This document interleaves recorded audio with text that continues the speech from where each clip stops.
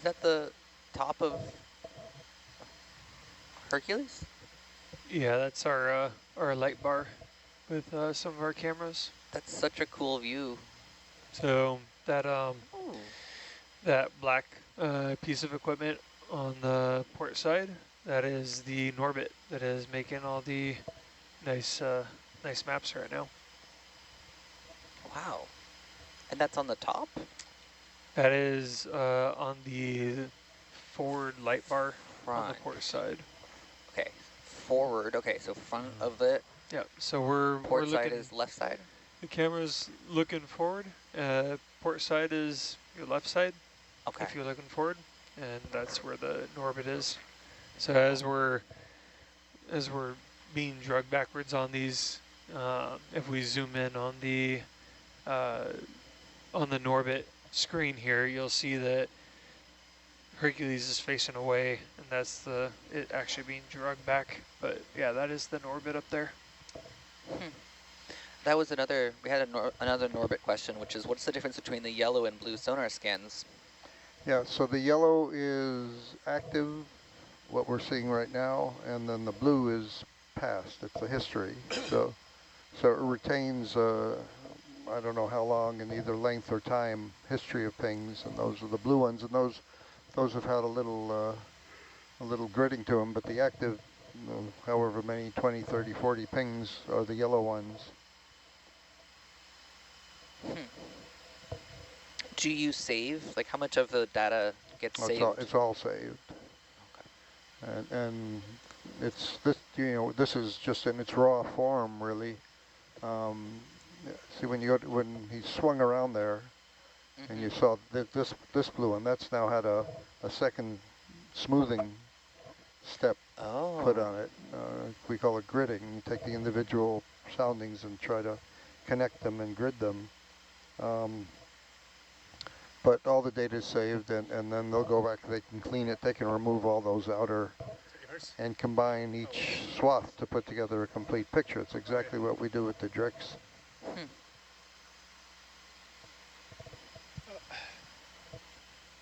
Is that process automatic where it's kind of turned into a smooth map? Yeah, Okay. that's happening automatically. Well, automatically in the software In the software that that has been coded and yeah. marvelous.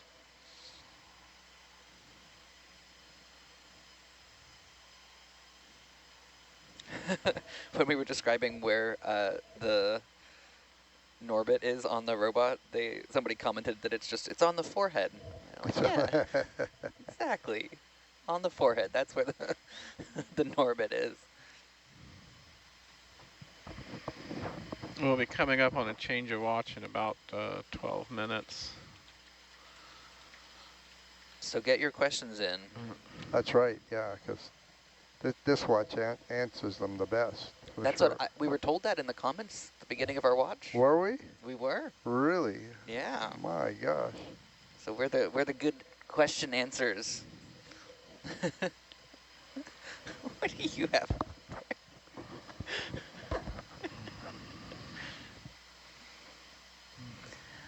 I don't know what's brewing, but Larry has space facts up over there. I'll take it off. Ooh, already questions.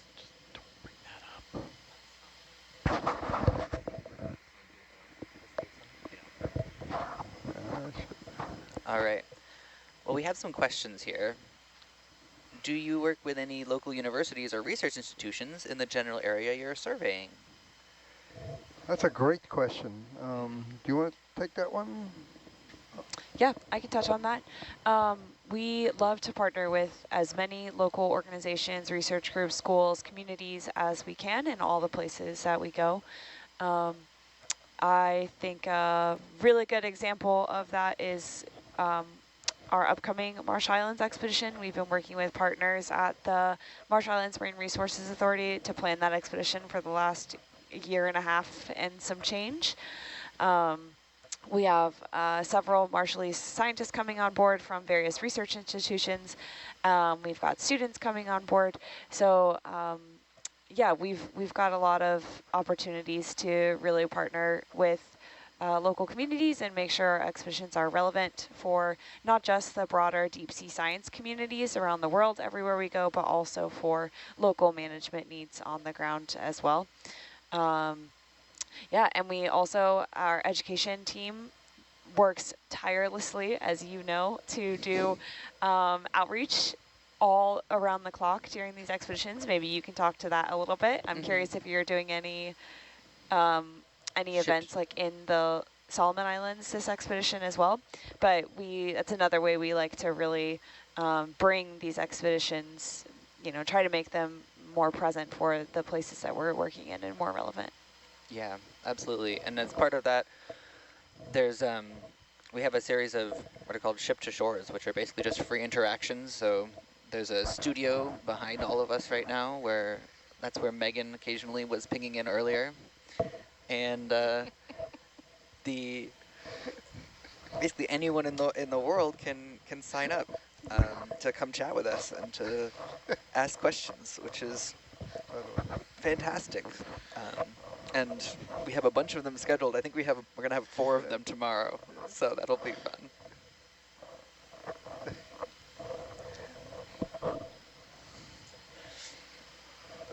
Let's see if you have any other questions, send them our way.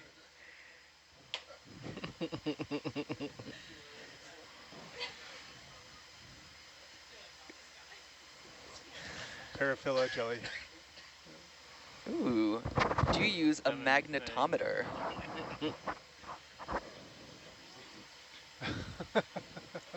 What knowledge did Ben just drop? That jelly that just went past is called a paraphila. I missed that one. A paraphila, wow. I don't know them all, just the regulars.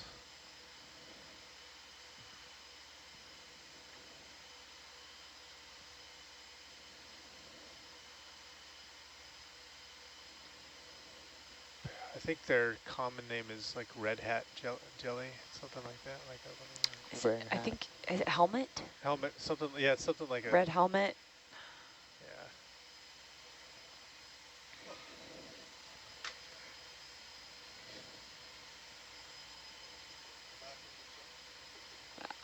That was a great way to end my watch. Thank you for that.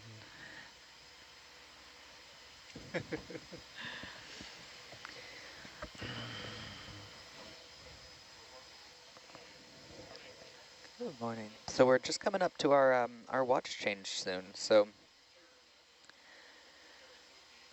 there might be a little bit of quiet starting soon as we're switching over, but don't panic.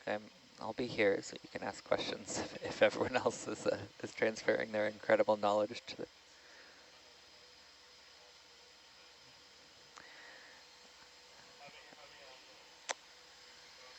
This is a question I think anyone could take, but how did you get into deep sea exploration, if anyone fancies catching that? I guess it's inappropriate to say I fell into it. You fell into it? No. No, it was, for me, it was a dream from day one. It was, I was inspired as a child, age 7, by Jacques Cousteau, and I just, my entire life was laser focused. Wow. On that, never deviated from the track. And, well, almost went to med school, but thought about it for about 10 minutes and said, no, I want to do this. Wow. Well, we got the new watch coming in. Ooh, Larry, you might appreciate this. Someone specifically messaged in for you saying apparently there are quite a few hydrothermal vents in the Solomon Islands. Ah, there you go. Well, thank you. I knew somebody out there would know better. Right? Yeah. So there's some list of some cool ones, and even a looks like a research paper they sent you. So thank you. Okay, that's that. great. If you can forward that to me, yeah. And I apologize. No, this is why we ask the questions. Exactly. And so many people, experts in the audience. Well, to be honest, this is the power of what we call kind of doctors on shore or scientists ashore. Exactly. That add to the knowledge, basically. All of us Yeah. only have a limited amount of knowledge, and we now expand that tremendously by bringing all these people in, and it Yeah. keeps us on the straight and narrow. Exactly. So that's great, yeah. I'm especially excited too because that's kind of what's happening with our watch change. Mhm. Is like passing on the knowledge from one group to the next. Yeah, I'll put this in the science chat. yeah, please, yeah, that'd be great.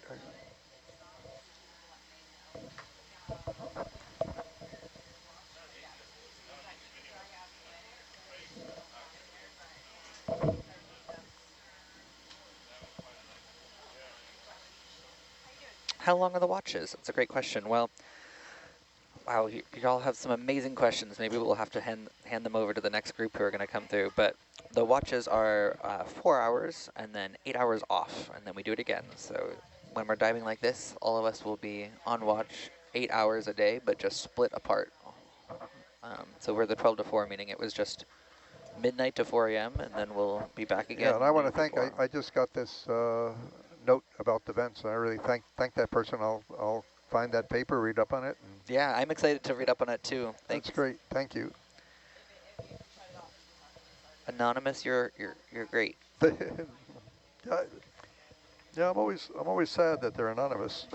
I know, sometimes I want to know. Yeah, Some of exactly. them are definitely not anonymous. They'll put their name, it's the same person coming back. I think I've seen Larry a lot, which is always fun. And Jason. Jason's always coming.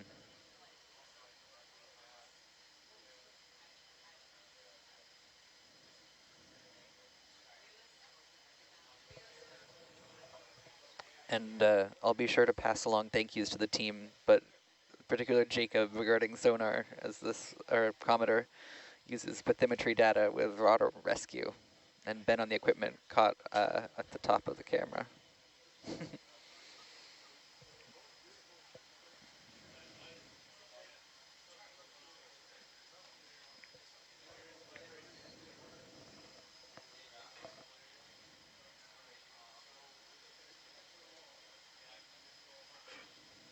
Proud Frank is representing NHHC, amazed.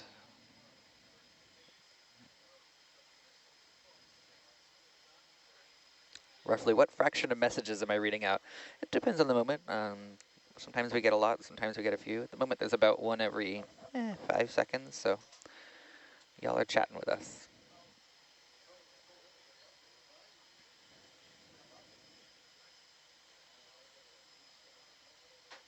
But I'm reading all of them, so.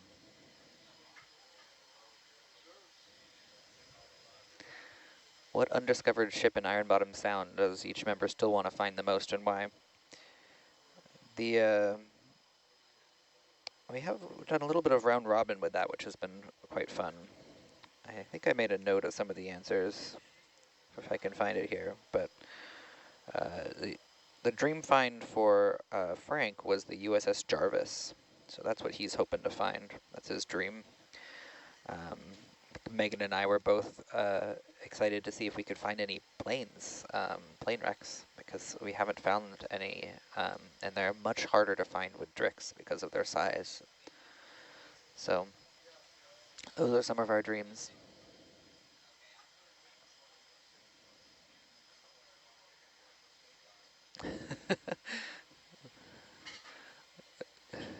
Jason's from Michigan. If some of us do sign names. Have a good one.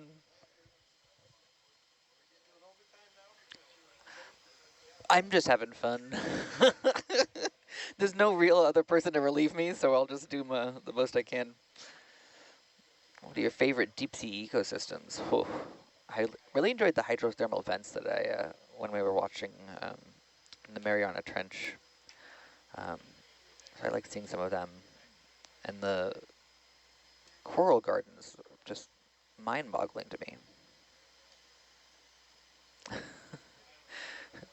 Y'all are having some very silly questions. Is there a schedule somewhere to know when you'll be streaming? I always seem to miss them. That's the thing about this is we will always kind of post when we're about to do a dive. So if I have alerts on what X or Twitter set up so that you can see when we're diving. But all this is very unpredictable. You don't know when things are going to change, so we don't necessarily put out times. We just let you know when it's happening. Some folks here are hoping to see the USS Duncan or the USS Blue. That could be cool. We'll have to tell Frank, see what he thinks, or you'll have to just chat with our next watch. I know we have some incredible folks there too.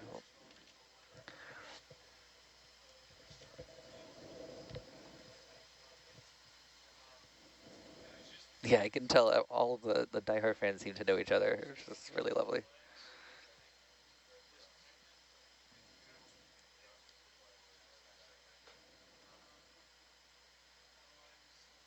Ooh, what is the title of the article that we found? Oh, give me a second. Let me see. This is about, we had a question if there were hydrothermal vents in the Solomons, and our guess was no, and the answer is yes.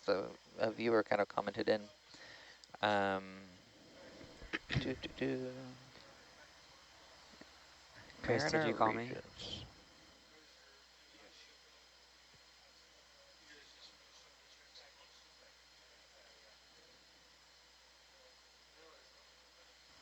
Can we spin around it to see if it's not just like a artifact of the data?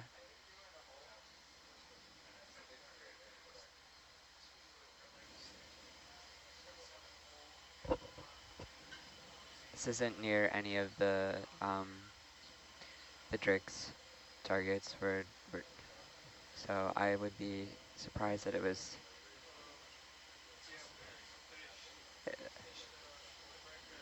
Yeah. All right.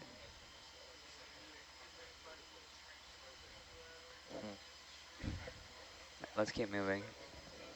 No worries. Yeah, before it's too late. Yeah. So it looks like this paper that someone was looking at, it says Interridge Global Database of Active Submarine Hydrothermal Vent Fields version 3.4. So there you go, if you want to look it up.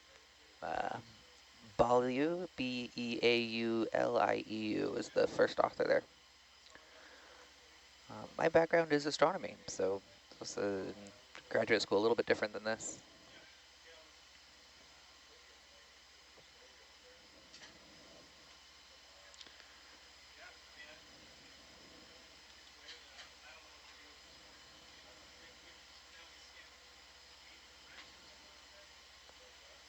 I think there's some early potential blue sky. I'm not sure 100%, but for those of you looking for more alerts.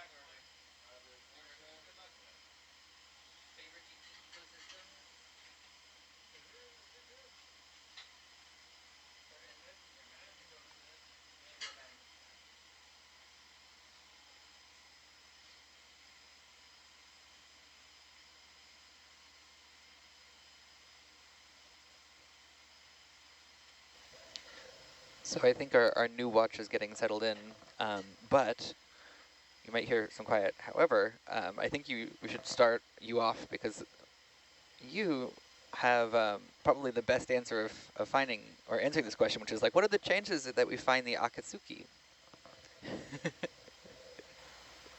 Sorry, can you say that again? Sorry.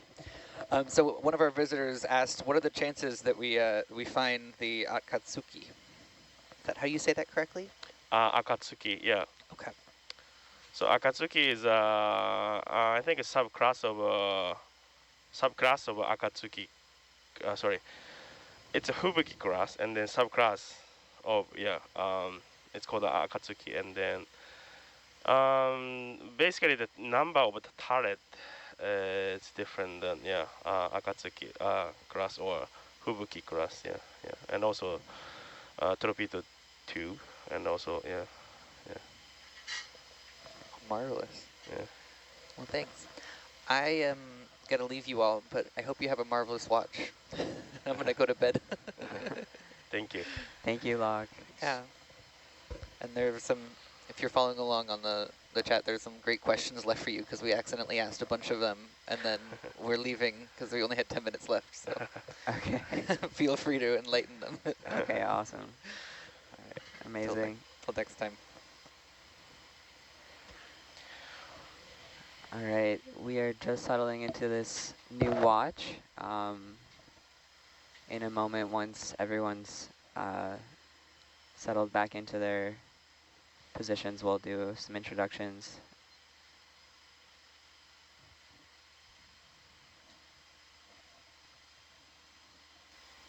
All right, I will start.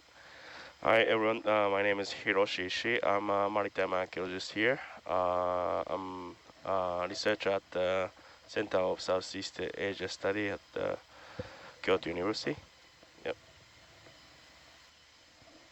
Hi y'all, I'm Bill Fallon. I'm the data logger and ocean science intern, and I'll be going to college in a month or so, Florida Tech, to get my degree in marine biology. Hi everyone, my name is May Lupetkin, and I'm one of the science managers on the ship and serving as watch lead on this watch. Jacob, if you're ready, go ahead. Yeah, good morning everyone. Down video engineering seat, Jacob Ottaviani.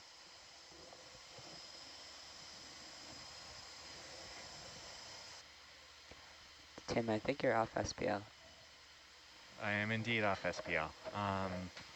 Sitting at Atlantis seat, Tim Burbank. Normally I'm a data engineer on Nautilus. Off Nautilus these days I'm a grad student at the University of Rhode Island.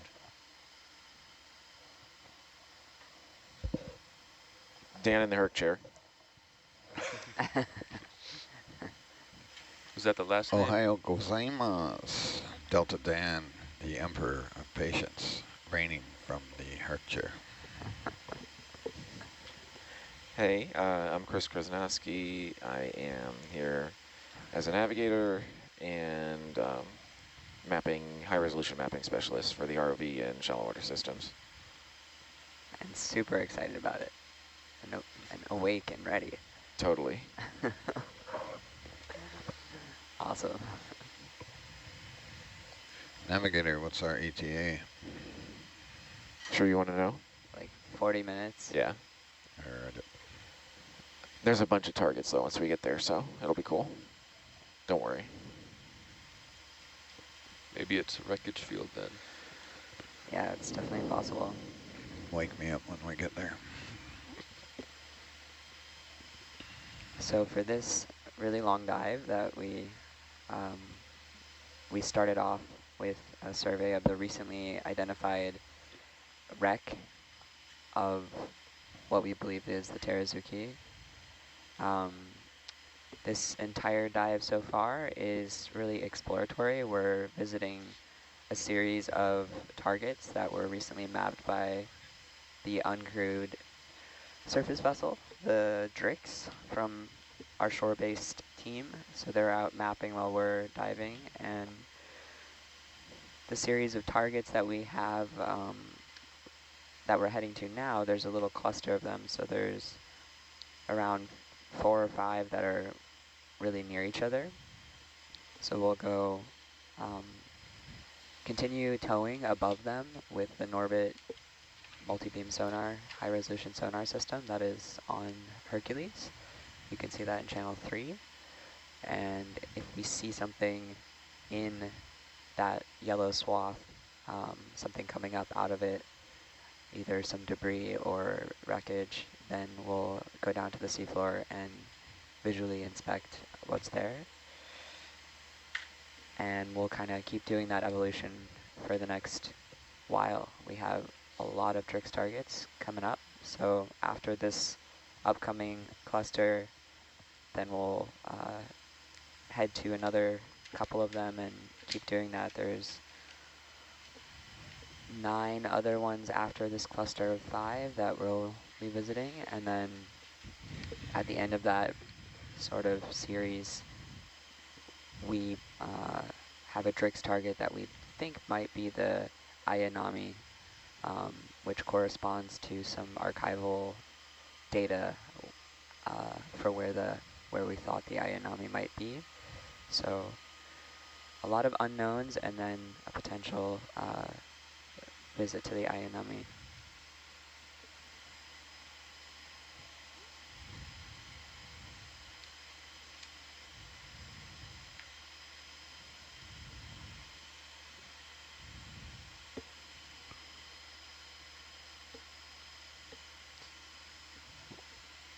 So Chris, somebody is saying, yay, Chris is back, the sonar wizard. I'm curious if you can tell me the swath width that you're getting. You have some fans. Right now we should be 200 or 300 meters. Let me take a look. Negatory goes right under. Cool. Negatory? For what? You're above your optimal depth, so between. Well, yeah, but we still get it. We measured it yesterday between. It's 300 meters. 300? Yeah. You lied. Yeah, well, the edge of the fuzzy stuff, we're probably getting. Like the green part? Yeah, we're probably getting about 200 of reasonable. Yeah. But if something's sticking up within that range, we'll see it. That we won't. Yeah. You might find this interesting. We measured it yesterday, so I had a discussion with Rennie. Yeah. He wanted to come up to 75 and turn, and I was telling him 50 is our optimal.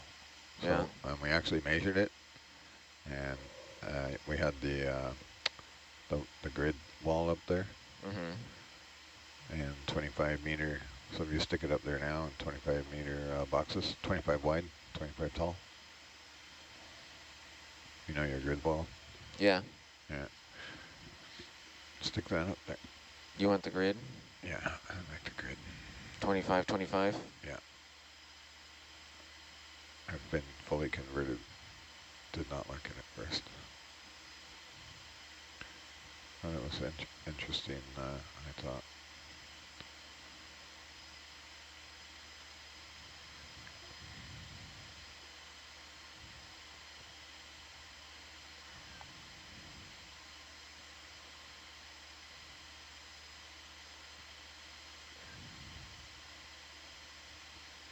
It was the first time we had an opportunity to actually do some gather some empirical data. 25 at 25.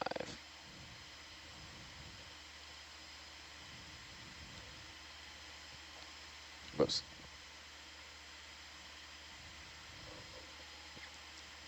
That's a microgrid.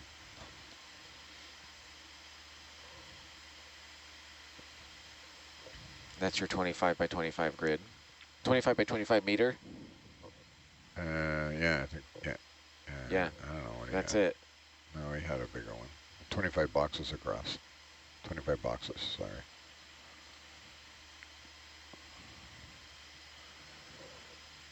And they must have been 10 meter boxes. Yeah, they were 10 meter boxes. 10 meter boxes? Those are big. I These are 2 meter boxes maybe? don't know what he had up there. Thought he put a 5 somewhere in.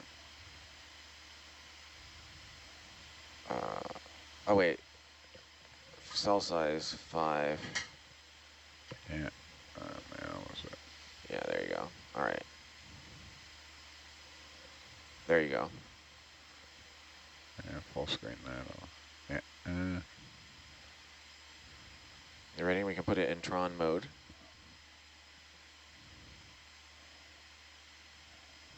Ooh, that's no good. In honor of Tim.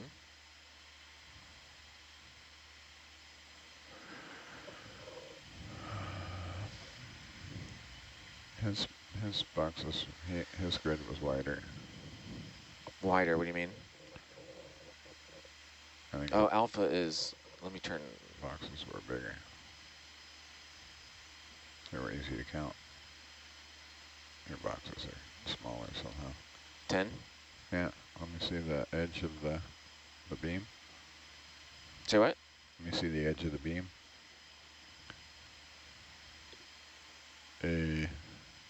Yeah, that'll do. That'll do, I think.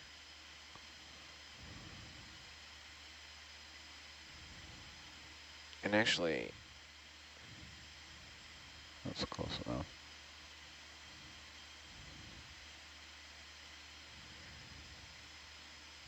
He did have 25 in the panel, I know that.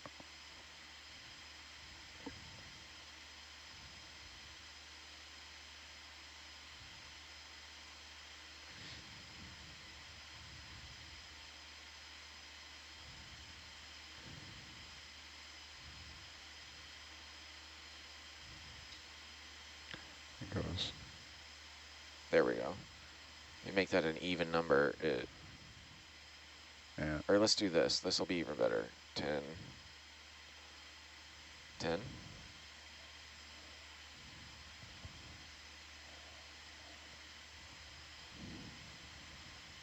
Enter.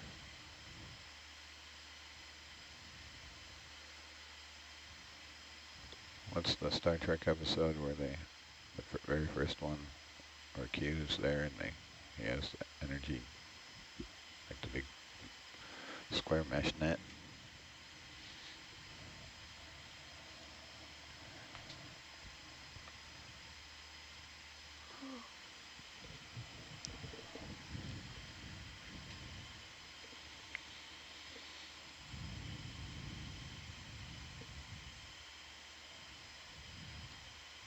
How's that?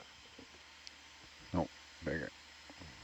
There was 3 boxes at, you know, 2 or 3 boxes at the edge of the beam, depending on the slope.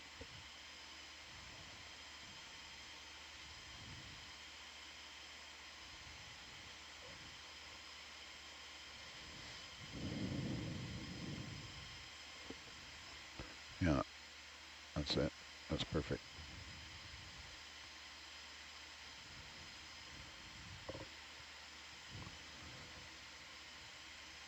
So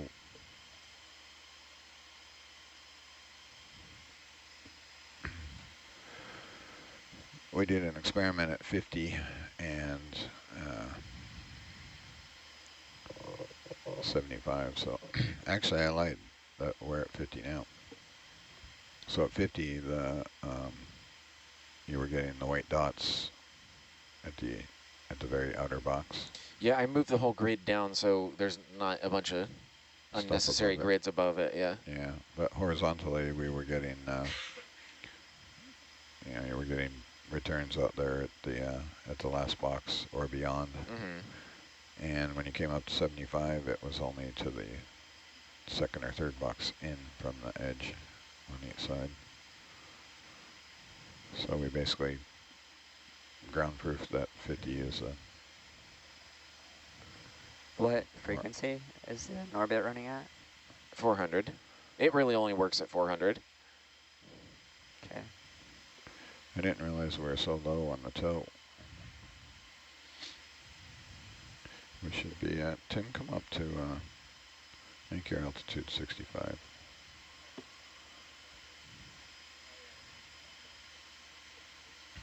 Up to 65, roger. Yeah, that's we're moving uphill, aren't we? I don't know, but we should be towing it. Herc should be at 75.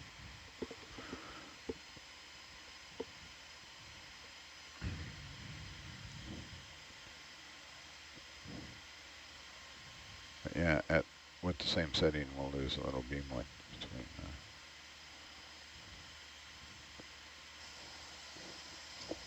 So that's 150 meters from the center of Herc out to the edge, or that's 100 meters. 100 meters. Yeah, so 10 meter boxes. Yeah.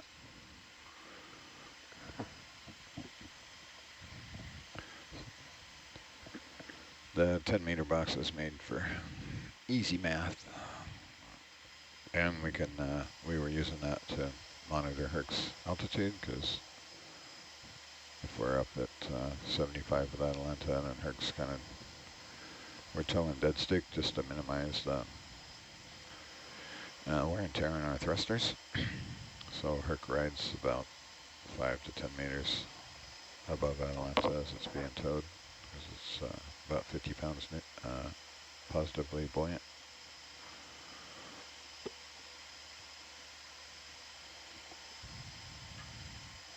But You'll see when we come up, you won't be getting any returns outside the grid. What is that grid? That's going to drive me nuts. A tachyon? No. When Q comes and captures them in the very first episode of Star Trek. That's a very good question. It's going back And apparently a few we years. don't have, I know the episode. Apparently we don't have adequate nerds in here to answer that question. It's I also actually know the episode, but I don't know the name I think of that it. might be the first time we've ever run into that problem on this ship. yeah, it's a Wait, what was it?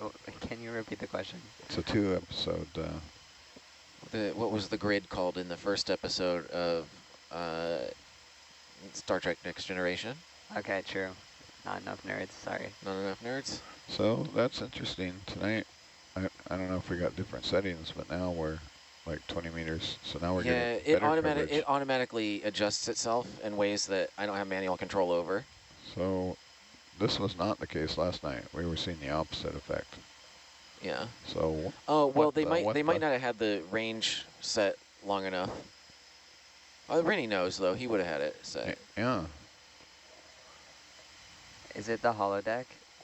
No, it's not the holodeck. But the grid does appear in the holodeck. Yeah, totally.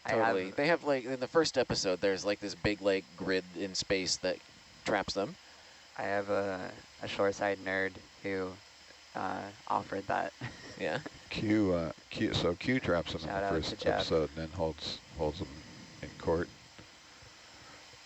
because they have the entity trapped on the planet and they're using it for an energy source.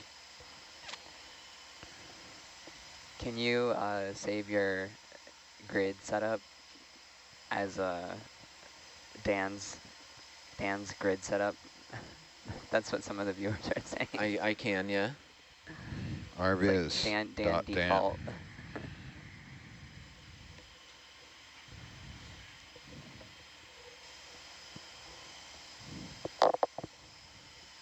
.dan. Oh, Chris. But whenever you're going to start a new survey, can you let me know so I can pull Norbit off of stream 3? Yeah. Cool. Gotcha.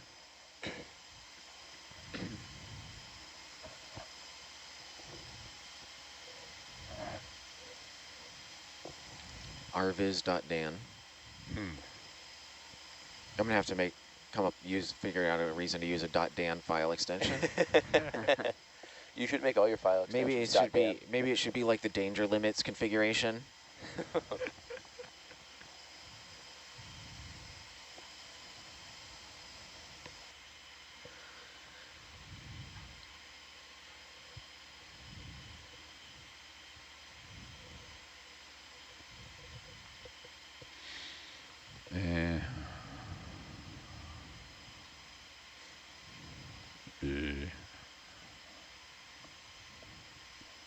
Alright, so you tend to be the tow watch, but in about 25 minutes we will be arriving at our first unknown DriX target of this watch, and then all of the other nearby targets will be really close to each other, so hopefully there's something going on there, and maybe even a kind of debris field of some kind.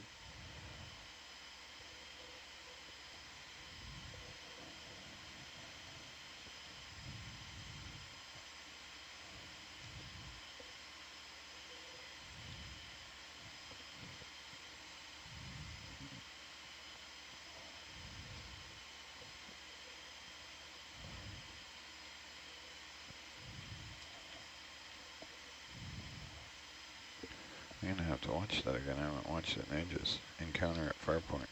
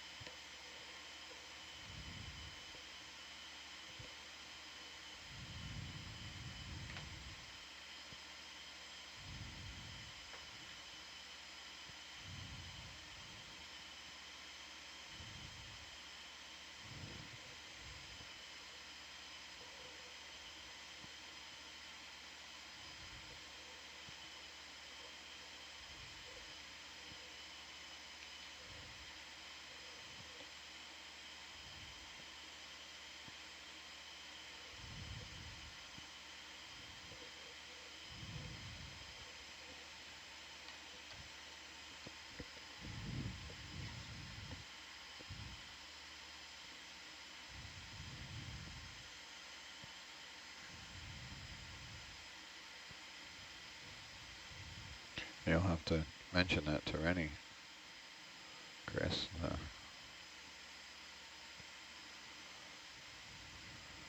Oh, the altitude thing? Yeah, apparently Papa Navigante is just a baby orbiter. He sure is. We all start somewhere. We do.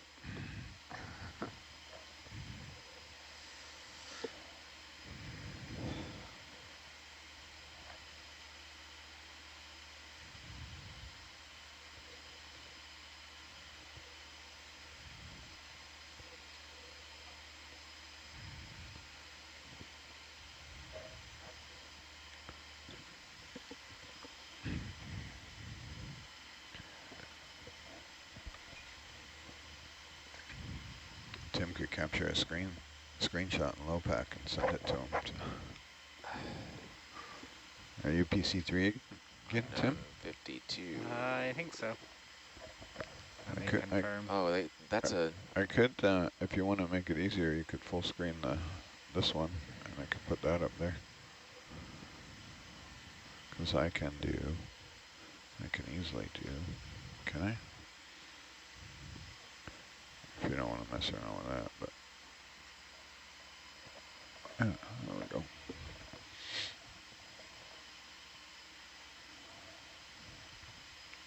go. Oops.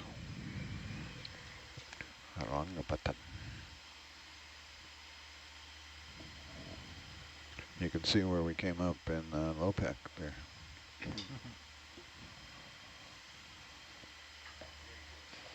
Yeah, so the seafloor of Iron Bottom Sound is generally pretty flat, which helps us actually, because if it was kind of a rocky seafloor, it would be a lot harder to identify some sort of bathymetric high that might be a feature. Coming back up to 7.5. It's a steep hill. It's making Tim work for it.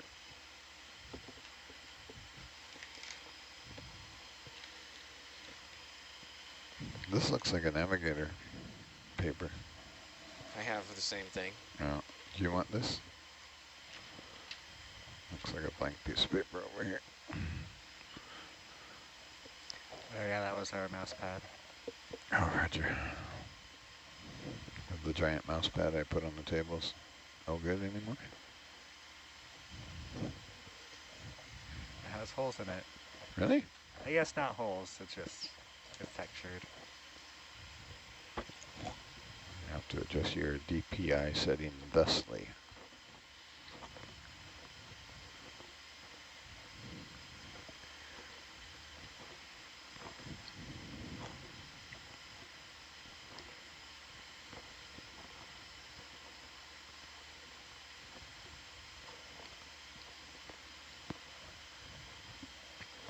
So we have some folks from the Marine Mammal Care Center in LA who are tuning in and wanting to know if we have seen any life or biology or animals.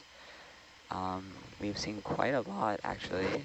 So a lot of these wreck sites serve as substrate for organisms and animals to live on, and since they're up off the seafloor and higher into current flows, then it's kind of an optimal area for anemones and corals and whole ecosystems with sponges, and we've been seeing a lot of gooseneck barnacles, some sharks. I think some people have seen some dolphins on the surface of the water, not down here, but yeah, we've seen a lot of life. Did you catch the Batman ctenophore? Oh, when was that? We spotted it. Rennie spotted it yesterday. We're sitting in our ROV shop chatting. Oh, cool. Yeah, I'd never seen one before. That was totally Wow. awesome. Was that in the Herc view, or was that in one of the WCA? Yeah, it was. I think, I don't know. It was on one of the monitors Cool. in the ROV shop. Yeah, we totally got the profile, and it looked like the bat signal. That's awesome. I didn't even know they existed. That and the squid worms are two new ones for Yeah. me on this expedition. We've seen so many squid worms. I think I they know. really like these waters. Are they endemic to this location, or? They are not. We've seen them elsewhere, but I wonder kind of what their geographic preferences are. That would be kind of interesting to check out. Yeah, I haven't. Because I've definitely never seen that many squid worms in one area. I haven't seen like that kind of squid worm. I think I've heard the term before, but yeah, they're very prolific here.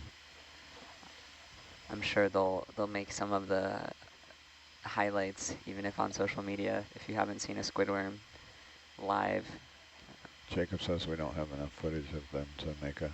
But that was on legit. that was Squidworm 1. I said that on Squidworm 1 when it was like a 30-second sighting. Yeah.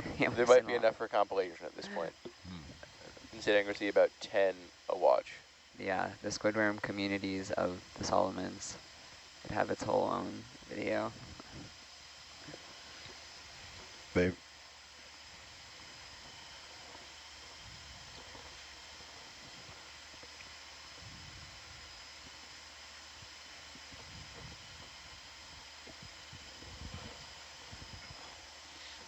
Yeah, we've also seen lots of ctenophores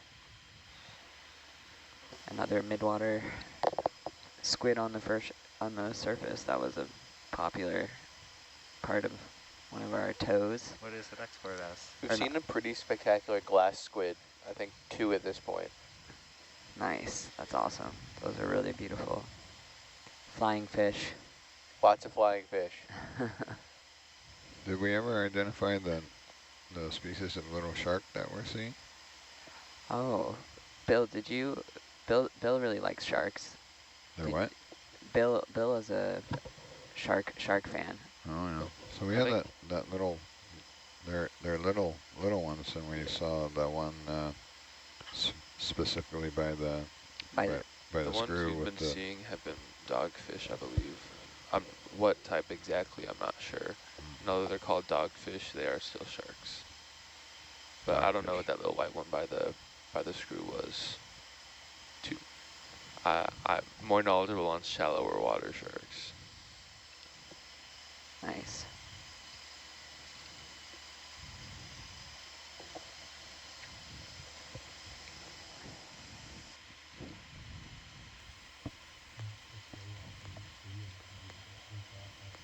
I was trying to find an image of the Batman comb jelly, Batman ctenophore.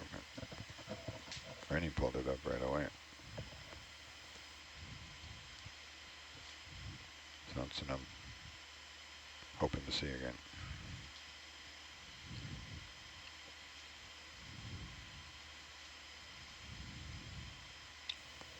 Not to scare y'all from behind you in the studio, but we saw an anglerfish in the last watch, which blew my mind. That's awesome.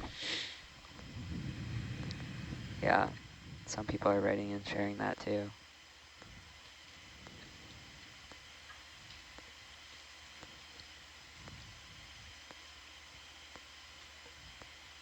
Do y'all have a dream sighting of ship or animal?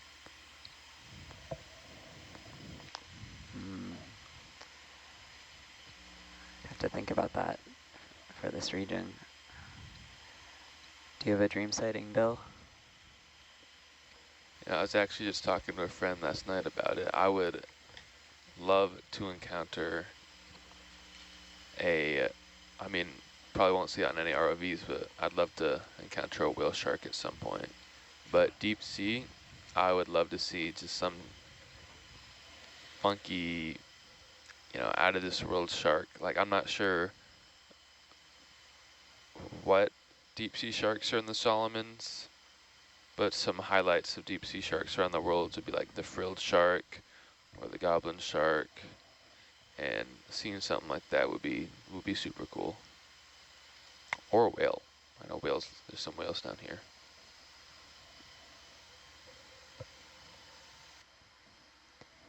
Hiroshi, do you have a a wreck in particular that you would really love to see or identify?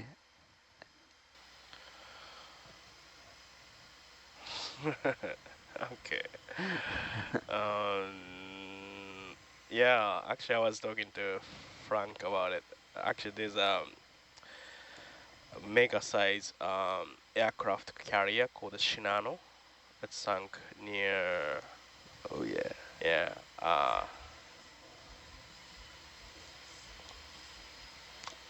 think it was near mainland Wait. Japan. Sorry, I got some.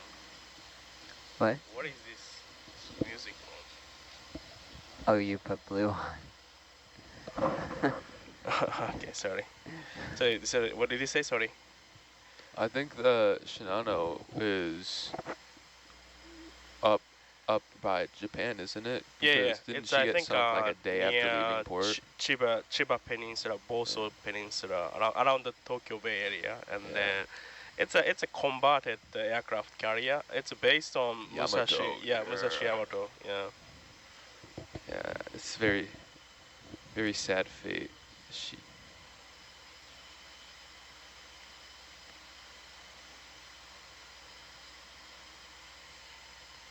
I'm a big fan of the Yamato class, and the Shinano was originally going to be another battleship, but Japanese realized, they'd be better off with another carrier, so they built her into this super carrier off this battleship hull, and she was, massive carrier, and she left, I believe, Yokohama, or it might have even been where I live in Yokosuka, and but she got sunk by an American sub, I think 4 days after leaving port. So that was a pretty short-lived service life.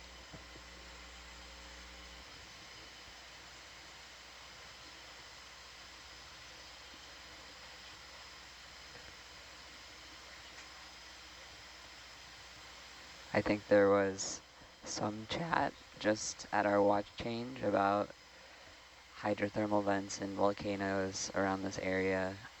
Just looking through some of the messages with, and I think it's pretty unlikely, but I would love to see Kavachi. Yeah. Are we supposed to go down to the seafloor to look at these, or are we? We're gonna do a sweep with the Norbit first. Okay. And then if it's like completely flat and we don't see anything, then we'll just go to the next one. Okay. Yeah, so I'm just looking at these next two targets too, and we have, they're only like 80 meters apart and like at this weird angle, so I'm gonna I've been kind of considering just splitting the difference, catching them both. Yeah, it would be good if we could actually go over each. Okay, we'll do that. Yeah, if we could like rotate, if you want to like. Yeah, I'll probably go slightly over, and then we'll do one of those or something. Okay. Yeah, as long as we get the swath over each point, that's good. Okay, we will do that.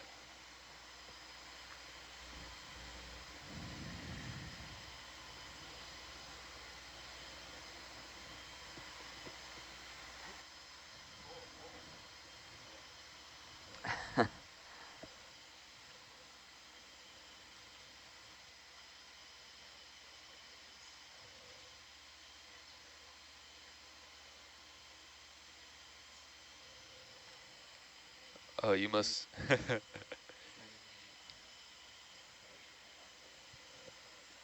must be hearing my Jeff Buckley right now. Oh, my bad.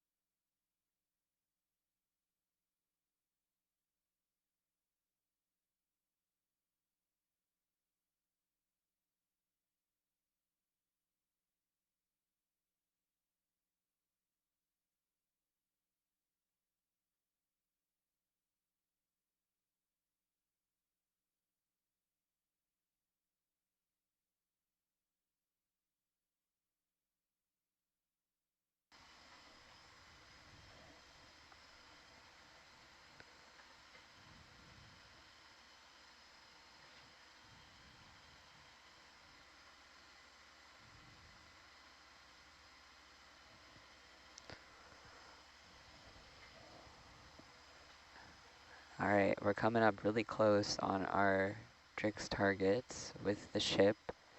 And since the vehicles are being towed, they're a little bit behind the ship, so we'll be passing over these in the next 5 or so minutes. Want to come back up to 7.5 or 6.5?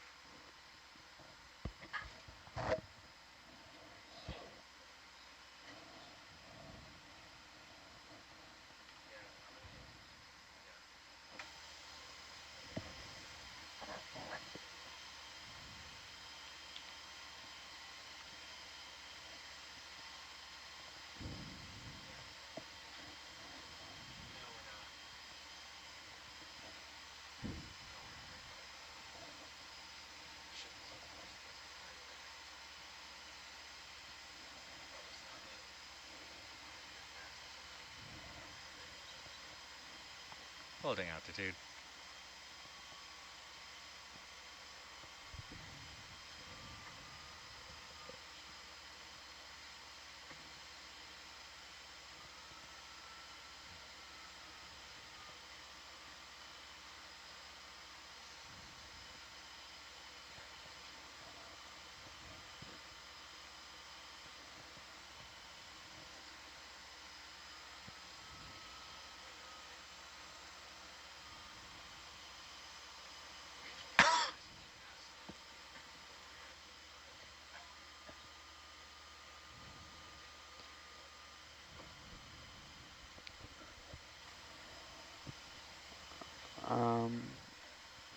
So yeah, we're just discussing some operations and how we're going to pass over these 2 targets.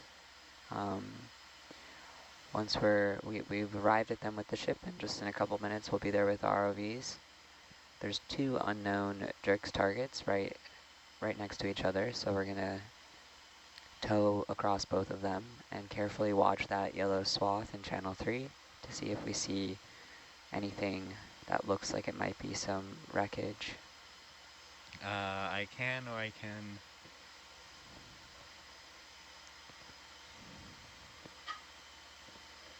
Checks out, sounds good.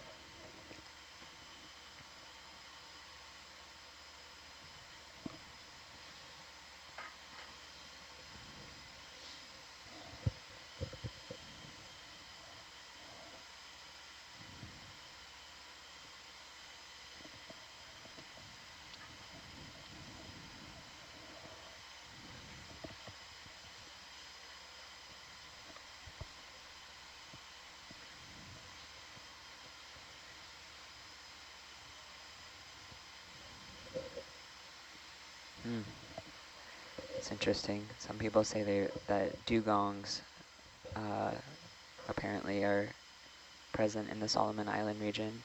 I didn't know that.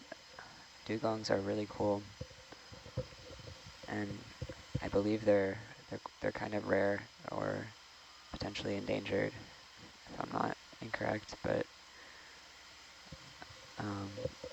I'm quite confident no one has seen any on this expedition, but they definitely might be around here. I'm not too sure about that.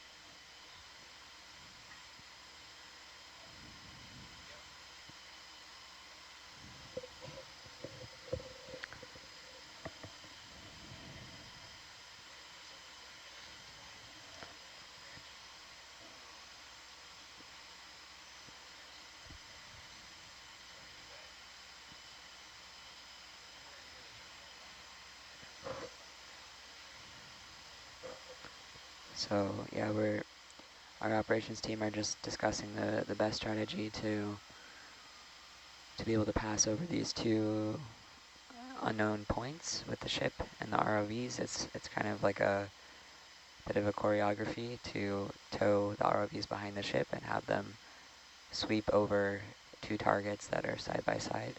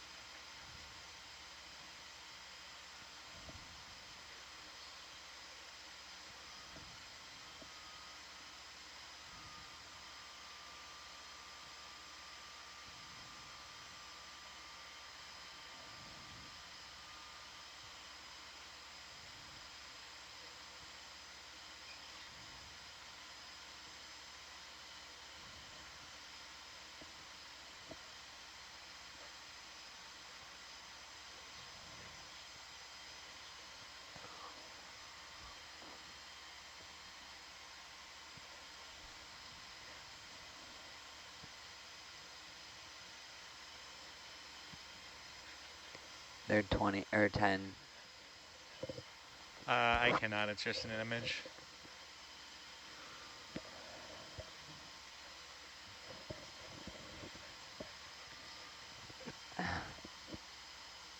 I spent a while trying to get the framework to do so. It can, but getting the data into it's annoying, and it only works if it's rendering it in 3D, and that's expensive, so. Yeah, contours is where we're at. It's not quite data, it's a picture of data.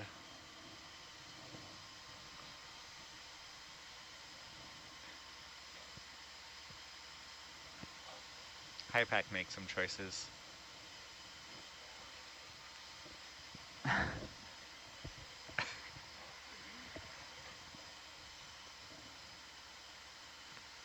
So when was HiPack first made? Like, how old is the software? Do you know? I do not know, but from what I'm seeing, quite old.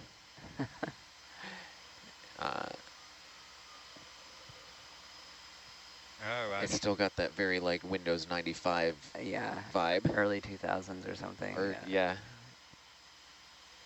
If not earlier. Yeah.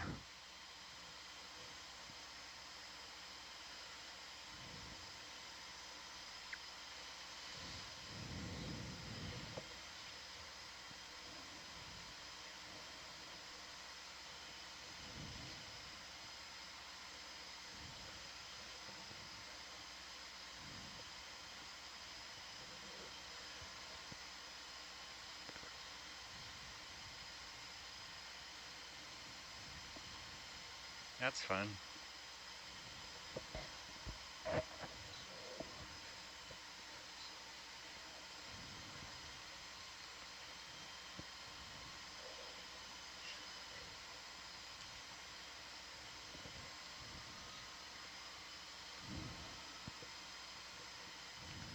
Yeah, I'm doing my best to have it not set your Raspberry Pi on fire when you try to run it. We'll see. I slowed down the refresh rate of a lot of things last night when I realized it was kind of getting away from itself, so we'll see if that helps or if it annoys me too much.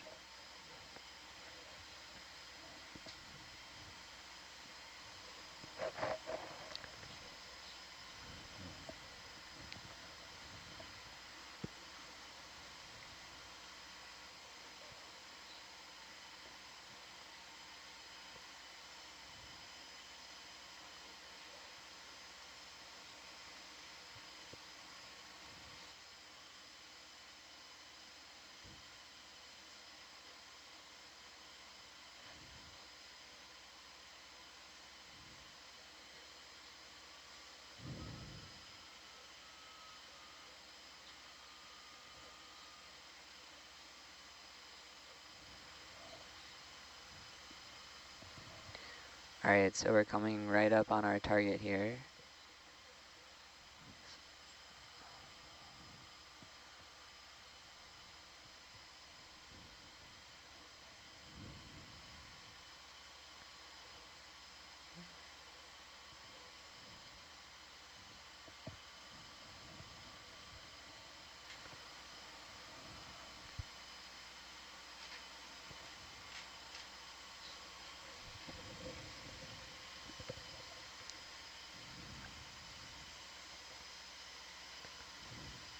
So we're all carefully watching that yellow swath to see if anything shows up on any of the beams.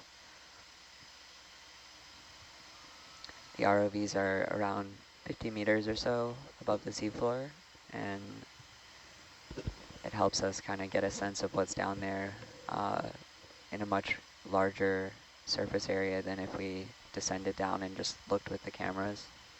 So if we do see anything, we will head down and take a look.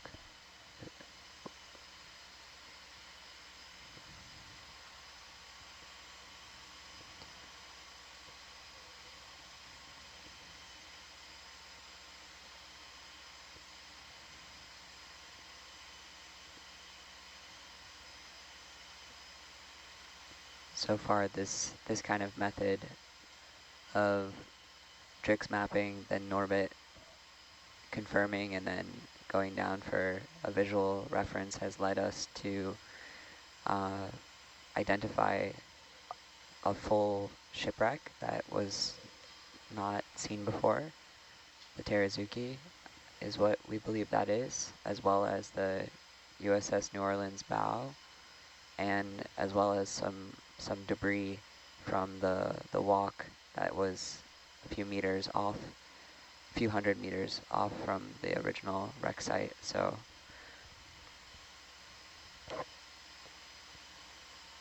sometimes we don't see anything, but sometimes we see a whole new archaeological and memorial site that we're able to document and characterize. Bridge nav 40 meters 130. You need a little more of a tug.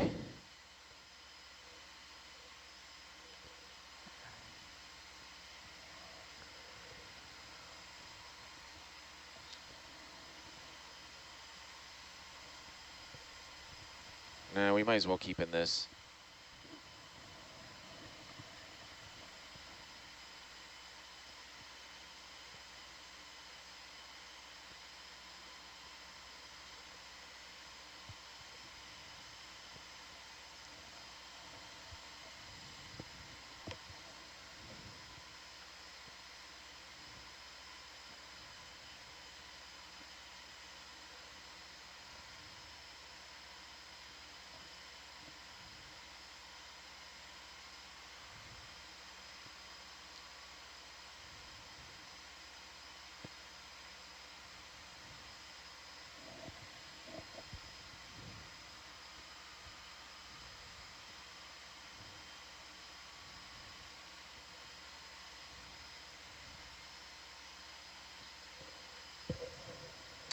All right, can you back up to like a little bit just so we get over this target, and then kind of come over here and we'll go over 41. Or, I mean, we could just, actually, you could just go into like drive survey mode if you want to. All right, yeah, just back up just to finish this so we can make sure that we see what's here. It's looking like geology. You see this big lump that we're coming over? Yeah, and we've been seeing kind of slight lumps around this area, so this was probably just a... Bridge nav, hold position. Auto heading on, roger. Yeah, if you could just back up 10, 20 meters, like to get under Atalanta and then move over towards target 41 over here, yeah? Want me to come up?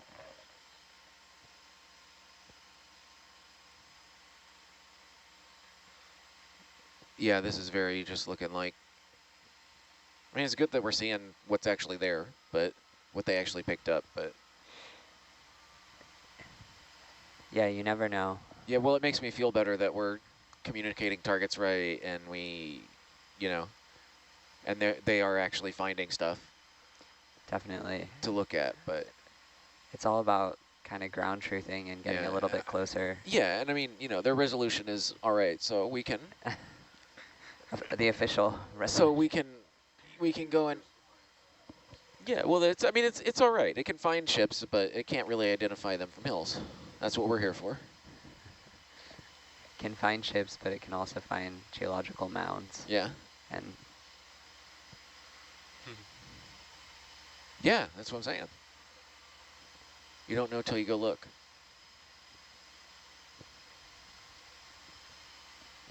This just looks like a. Yeah, this is not a hilly area. A natural feature for sure. Which is relatively uncommon for this area since it's quite flat. So I can understand why they might have had some question marks about it. You still backing up, Dan? Yeah. But one thing that I'm a bit hopeful of is that if there is these kind of mounds, there might have been something nearby that caused some little slides, and we have 4 more targets in this area, so it's it's also possible that this is kind of a remnant geological sort of effect from one of these other areas that we're going to be going over in a second. They do kind of generally follow the topography, though. Yeah, like a little bit. 42, 40, and 39 are kind of lined up a little bit. Exactly, yeah. All right. This is good enough. Let's go up towards our next target. So just point your head at 045.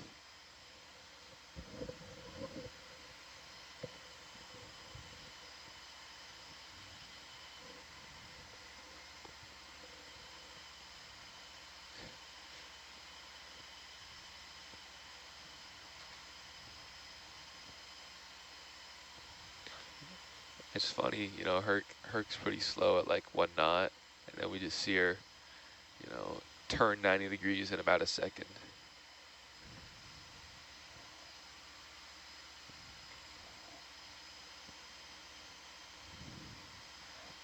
Bridge nav, 65 meters, 045.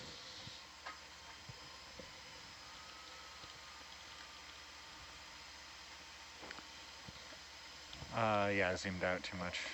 There's our good. Yes, we are, yeah.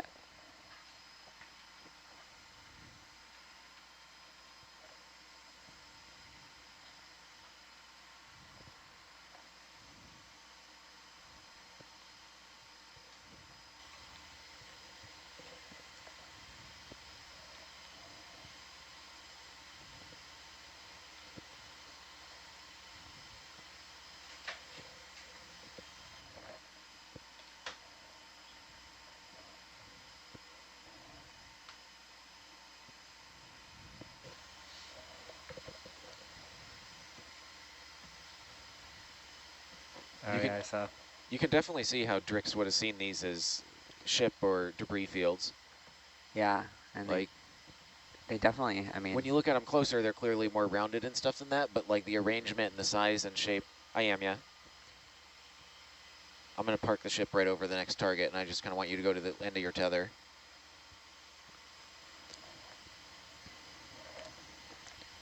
Keep in mind you're the orange icon right now, not the yellow one.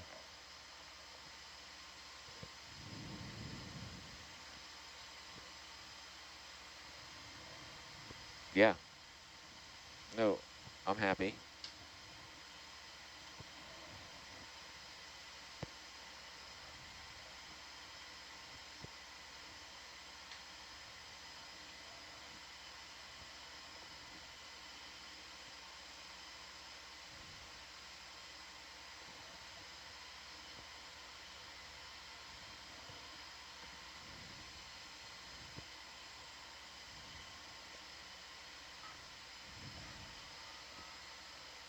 For what? Zoom on here? Yeah. Yeah, well, we have the position source set as the DVL, so that gets kind of, has a tendency to get ignored.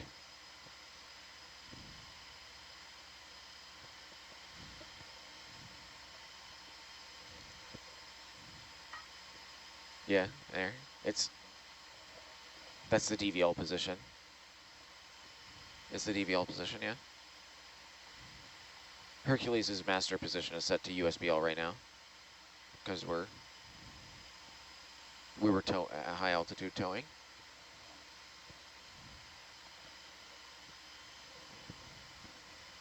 Good. Doesn't. It makes you happy, Dan. Oh, want me to turn and face you?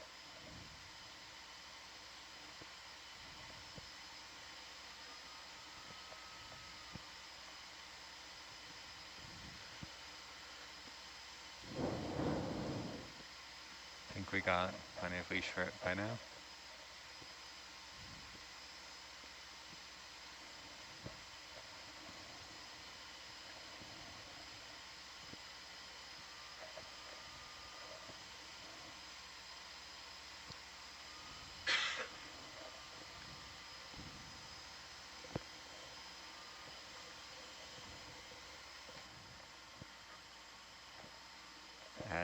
18-meter slant range between vehicles.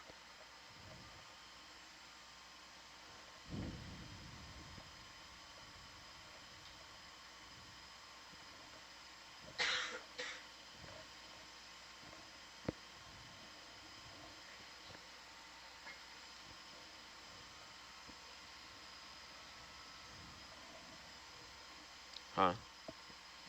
It's probably a configuration thing.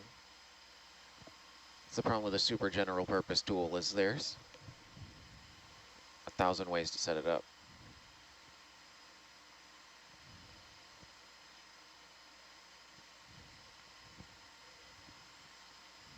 Oh, it does more than ROS. It'll like do UDP and serial and all kinds of stuff too. So like it was probably set to the wrong mode.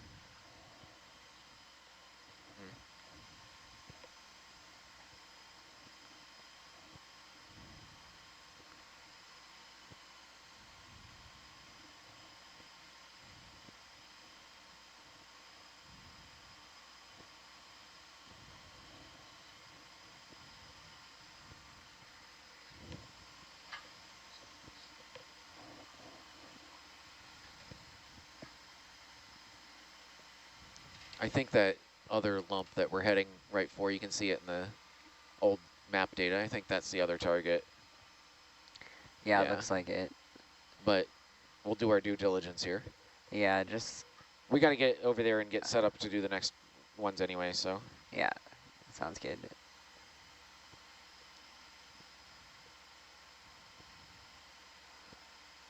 It looks a little bit like it's almost like some scouring off to the starboard side of Herc in the Norbit. I'm kind of wondering, curious about 40 and 39. What's going on over there? Maybe I'm being optimistic, but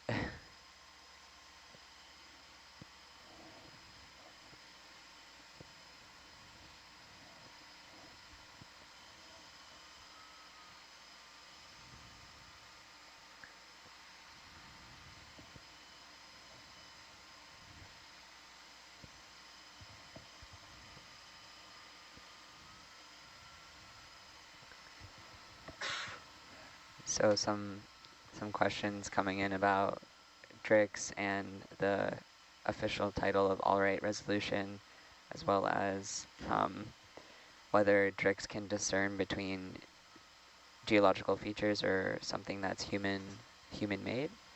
And it's Norbit can do a better job of discerning features on the seafloor, but we have thought something might be a wreck, and it ended up being more like plastic debris. So I guess that's still human made, but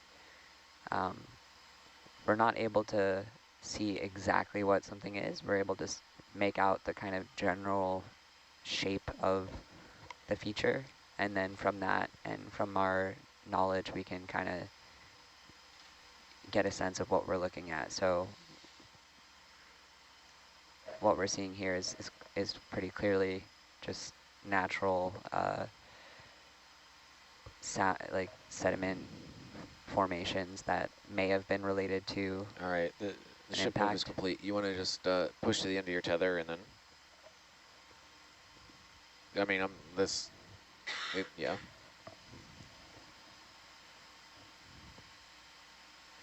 This is certainly just looking like that thing that we already saw. Definitely. Yeah, we can move on to 40. But now we'll have data. Exactly.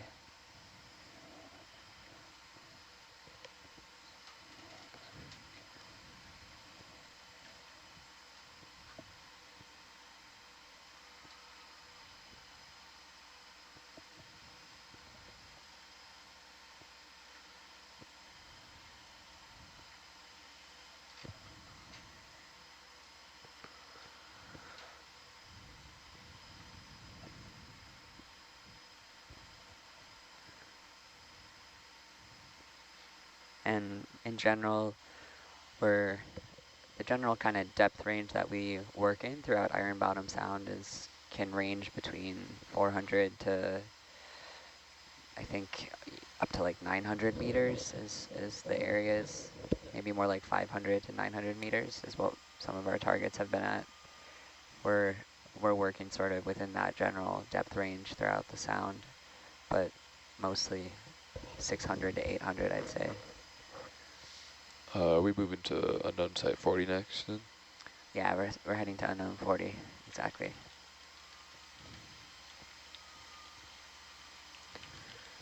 And yeah, the targets that we're going for, we just know that there's some kind of bathymetric high, but we don't actually know what the target is. And it's hard to theorize based on kind of the DriX data that we have. That's why we're heading over it. Even when we identified the Terazuki destroyer, the Japanese destroyer, we could very much tell from the Norbit that it was a ship, but in the Norbit data you would not be able to identify exactly which ship that was. So that's yeah, the best you can do normally with the sonar and ship identification is matching length and beam and number of turrets, and I mean you can see superstructures, you can see turrets, you can see things like that, but yeah, you're not gonna, read the nameplate. Definitely, yeah. And that is still really useful because it gives us a sense of what kind of class of ship it is in terms of the size, and then it also, the other indicators for a lot of these ships, since we do have damage and loss reports and information on how some of them went down, not for all of them in as detail as some of the wrecks, but we're able to kind of get a sense if there's no superstructure on a wreck, then it kind of limits that again down to which ones lost their superstructures. Hiroshi. Dan, do you want to go to just straight north of Hercules, or straight north of Atalanta, and I'll tow you over the next two, and then you want to drive over them? They're not that far. But we should be in tow mode anyway because we're gonna have to. So we got to get all the way out to that one then. Yeah, we're gonna turn the corner after 39 basically. So I'll tow you over these and then change direction and get you. And then we got to go way out. So. Yeah, 52. So Hiroshi, I'm. All right, you ready? Just wait 1 second for that. 113 meters. You want to drive it? Okay. And then after 39, we'll go to tow mode, I guess. I mean, we could drive that too. That's also not that far. That's 500 meters to the sky. That's it. So you can decide. Tail, roger.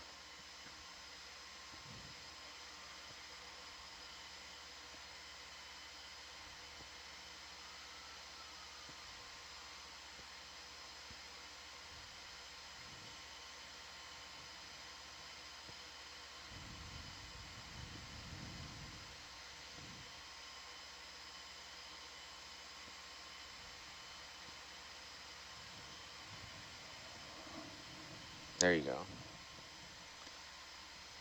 Zoom. Bridge nav, 120 meters, 165.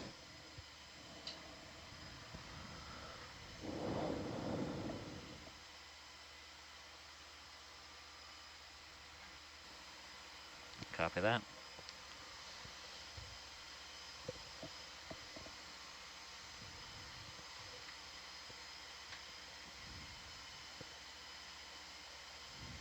Oh, you're in autos. I don't want to reset. Bad things will happen. Oh, you're not in autos? Gotcha. Donk. There you go. Auto heading off.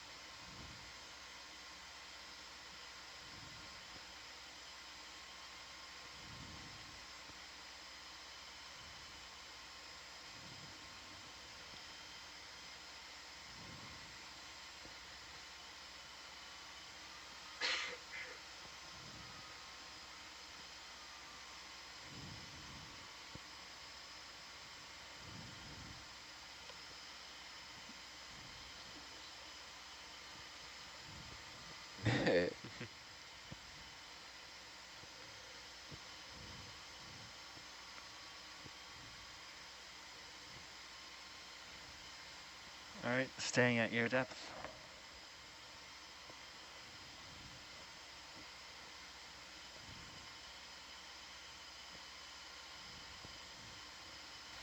So Bill, you want me to ask me something? Yeah, so I'm not sure if we know where it is or if it's been recorded already, but what do you think our chances are of finding the Furutaka? Yeah, Furutaka, let me check. I think that's the only Japanese cruiser sunk in this area. Yeah, but I think the Barkan, they found it 2019. Oh, alright, pretty recently. Yeah. That'd be a pretty cool find. Yeah. Heavy cruiser. Yeah, it's Furutaka class, yeah. Heavy cruiser.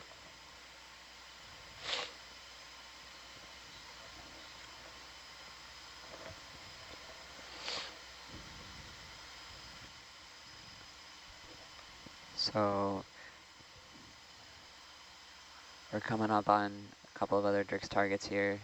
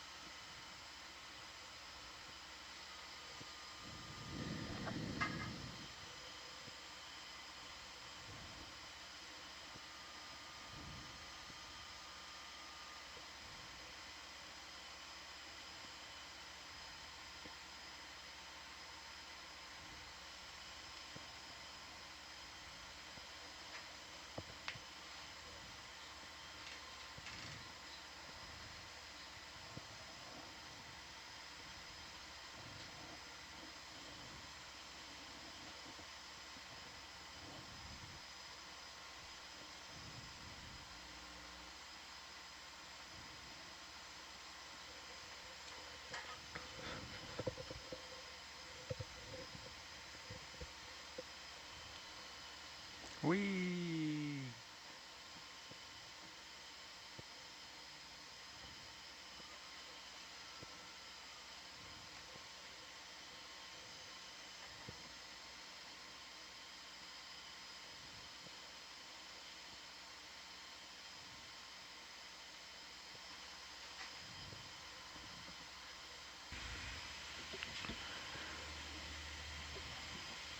So at the moment, we've gone into reverse tow mode. So Hercules is basically, I have the cruise control set at 100%. We're actually towing Atalanta, which is then towing Nautilus. 20 horsepower vehicle going around a That's pretty impressive. 400-ton ship, 40-ton ship. What's this thing? What's the displacement on this thing? 40 tons. I always get that decimal wrong. It's like the dog walking the person. Yeah. How fast can Hercules tow Nautilus? 1.9 knots. There's some horsepower in that little thing. I've never legit broke the 2-knot speed record with Hercules.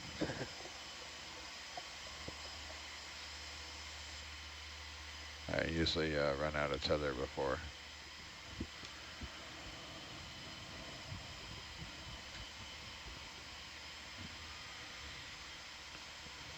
But at the moment I've towed Atalanta, I don't know, 30 meters away from its launch point, so.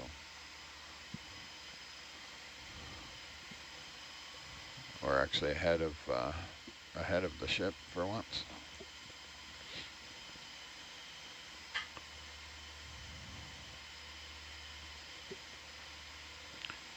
And we have another bump on the seabed, looks like. Yeah. Yeah. Yeah. All right, I'm gonna just start heading Nautilus straight towards the next target because you're gonna just tow Atalanta wherever you want to go anyway. So. Roger.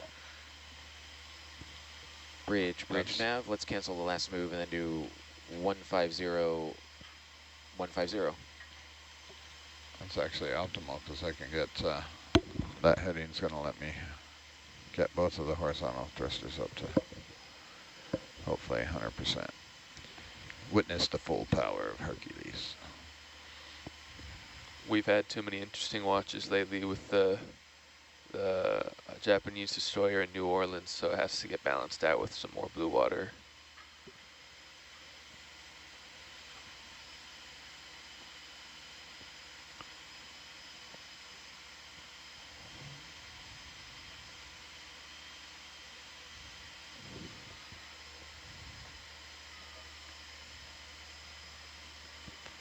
You don't have your rubber band to the launch point today, or I just can't see it? No rubber band to the ship. Roger. Because where I really want the rubber band to the ship is on the location of the ship on the A-frame. Yeah. But that's not my ship reporting point right now, and I didn't feel like trying to figure out how to make that happen. It's all just coordinate frames, Tim.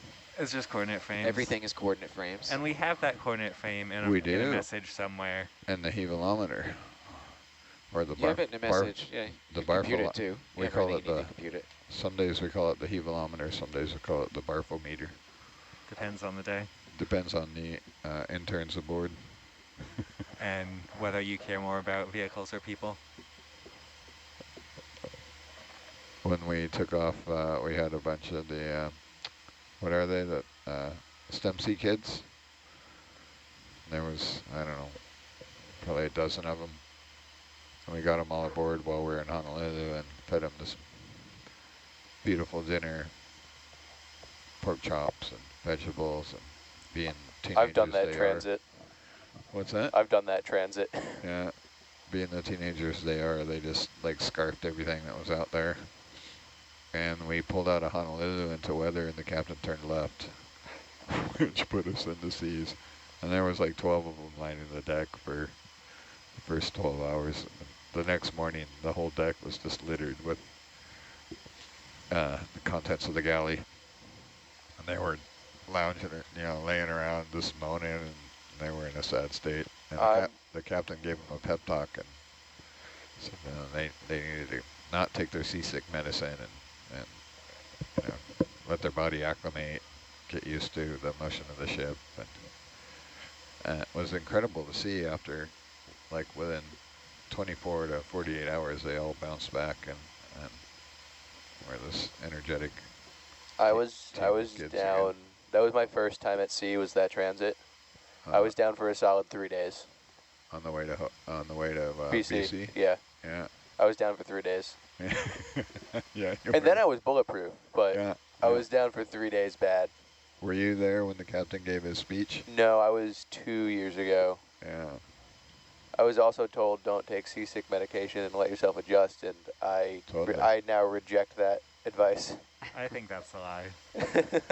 Yeah. I did adjust, it's but a trap. I did adjust, but I don't necessarily think it's worth it. Well, the issue with the seasick medicine, it makes you drowsy and it does. Being on drugs while you're at work is generally not a safe thing in this environment. So it's the captain's concern that that is quite they're fair. all doped up on seasick medicine and they're gonna. Yes, but we're not putting the interns on the crane. They can. Yeah. Hey, I'm down. If yeah, you we guys want me we to. don't allow them to carry the 9mm just yet. So they're not allowed to carry the Glock. They have to share one. Yeah, they can carry the holster, but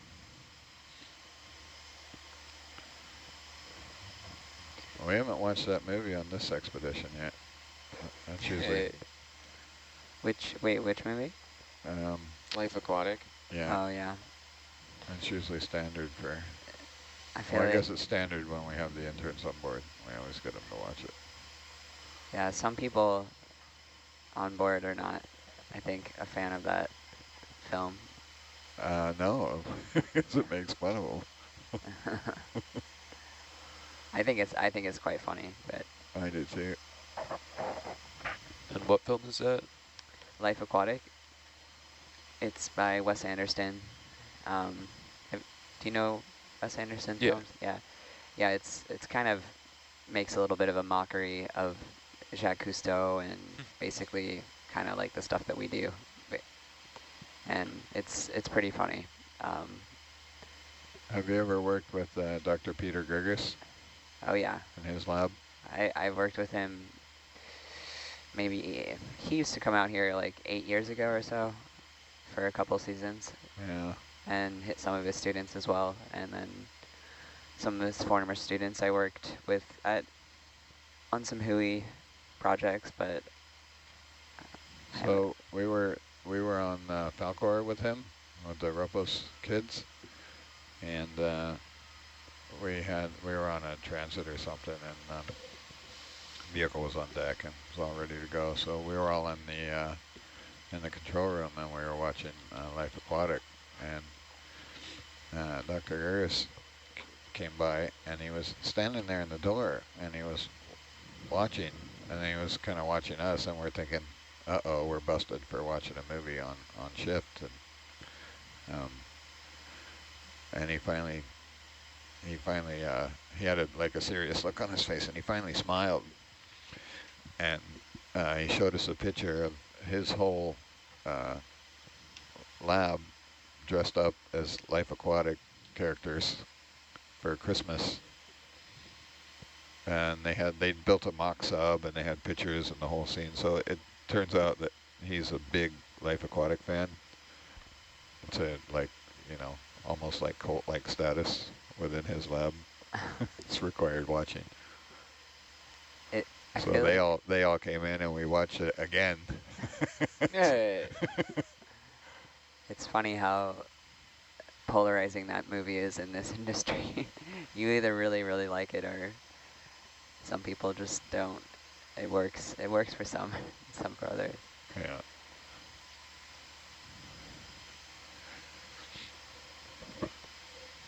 Yeah, some people can't take a joke. I think what's really remarkable is just like the set design and the craft behind those films. Yeah. It's all handmade, I'm not against like 3D and animation, but Squidworm. But it's pretty amazing to see craftsmanship like that, craft work. So we are just over our next target as well. And again, it looks like one of these geological kind of sediment mounds that we've been seeing in the previous 3 DriX targets. So some kind of slumping in this slope. I'm not too surprised that it was a cluster of DriX targets, so they must have all kind of had a relatively similar sort of appearance in the bathymetric data from DriX. Should we pop down and have a look, May, just to literally ground truth it? Yeah, why don't we do that? Yeah. It'll let the ship and everything settle out for the next one, so yeah, that's fine. Yeah. If we look at just one of them, then I think it'll help us get a sense for what all of these things are, and that'll help the shoreside team. All right. And the following DriX target is a bit off to the east, so I'm not sure if that's going to be really related in the same kind of way that this cluster of 4 are, but we'll see.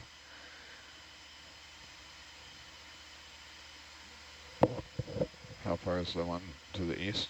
About 500 meters. Oh yeah, we might be able to fly that one on the seabed if you're not doing crazy tow speed. Well, I mean, I think we want to be up high to get the biggest possible swath. Yeah, that's the thing. That is the thing. Yeah. Yeah.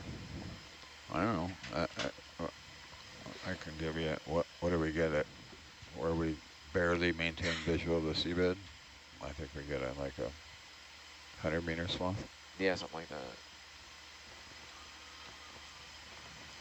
Because some of these, the nav is slightly offset. That's part of the beauty of Norbit, is that we get this wider view, but...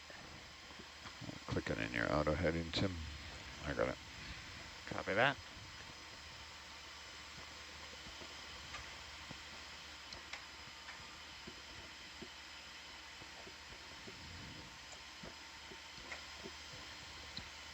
We've got Atalanta rubber banding to the north. Pew!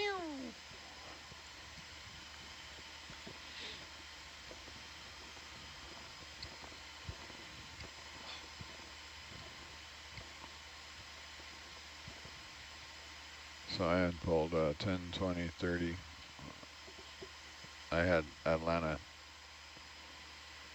40 meters in front of the ship.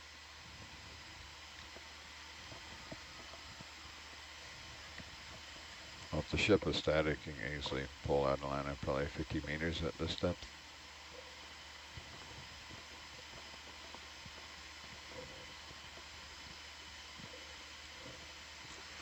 Okay, you want to chase me down to seabed. Following you down. All right.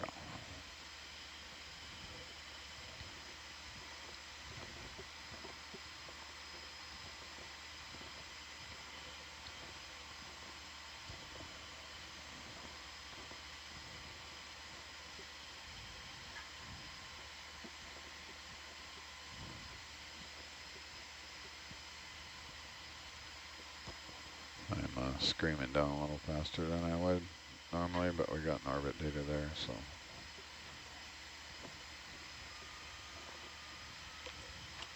Rocketing down at 22 meters a minute.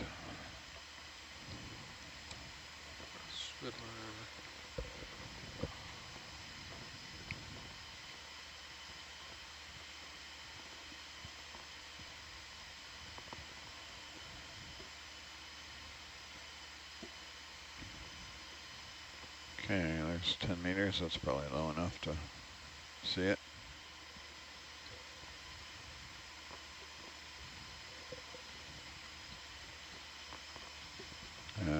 Where's the feature? To my left? Yeah, I mean, you're kind of on it straight ahead. Just come down and go forward a bit. Right. It's kind of, I think it's just the slope that we're seeing. Come down another 5. All right, got some bottom in view. You want to spin around, Tim? Jacob, could we put on one of our upper monitors? Yeah, thanks. It doesn't look much more interesting from down here than it did from the Norbit view. Well, we can, let's go a Actually, little. you can stay in tow mode, Tim. Staying in tow mode, copy.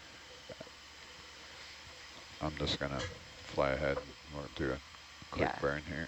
That sounds good. I think the mound that's kind of to your port side would be good to like go over. Yeah, I'll turn and have a look here. Shrimp. There's a sponge, a shrimp. I love how bright red those shrimp are. Really stands out. Yeah.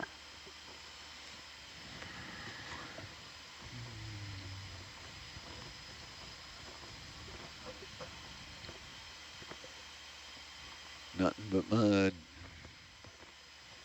And the mud inhabitants. Wonder what made that little line that's dragging across the surface. The lines on the seabed? Yeah. Those are sea urchins. Yeah. Typically. I don't know what they are in this case. Another sponge. Stalked sponge. Yeah.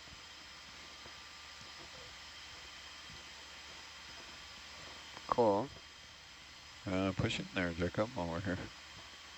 See if anybody's home. I'm light years away, but there's often a little shrimp inside. And I'm going to take Herc out of auto iris. Give me 1 second. What's that? I always had to take Hercules out of auto iris if the it had done something weird. Right. You can note zoom on sponge. It's going to be kind of gross because I don't have my trims dialed in for. A nice little bio moment. Yeah, almost looks like a tulip or something. Tulip sponge. Can we have a scale laser? Yeah, lasers, Tim? I would bet it's about 10 centimeters. Yeah. It's 10, Yeah, okay. It's Okay, about 10 go wide. centimeters. Pulling wide. Got built-in lasers. I can leave the lasers on for now.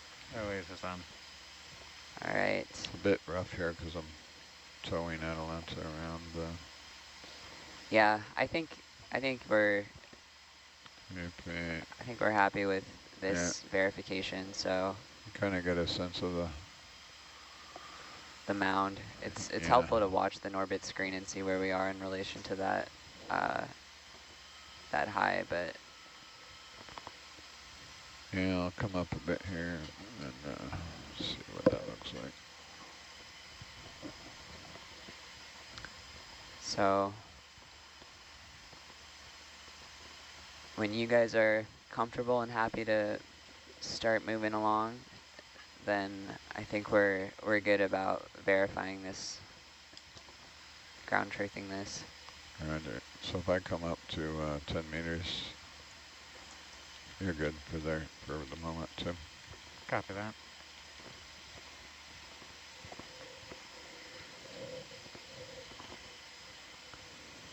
Just out of curiosity, what you get for a beam width at 10 meters?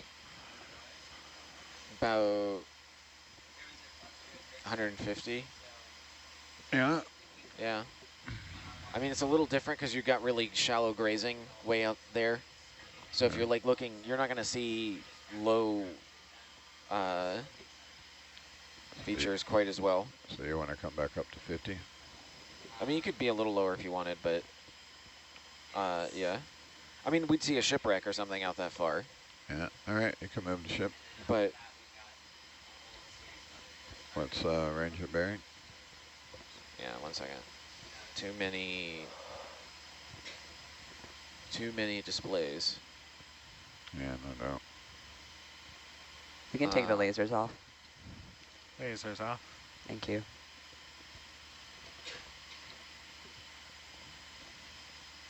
Bridge nav, 490 meters, 085.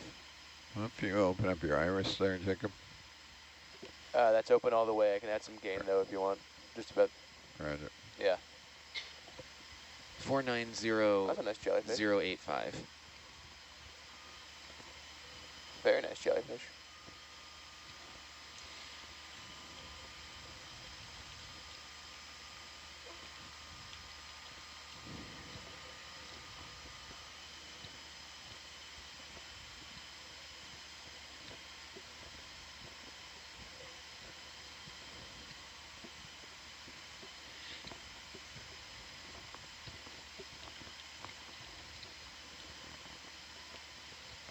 Yeah. You can kill your auto head there if you want to. Auto head off.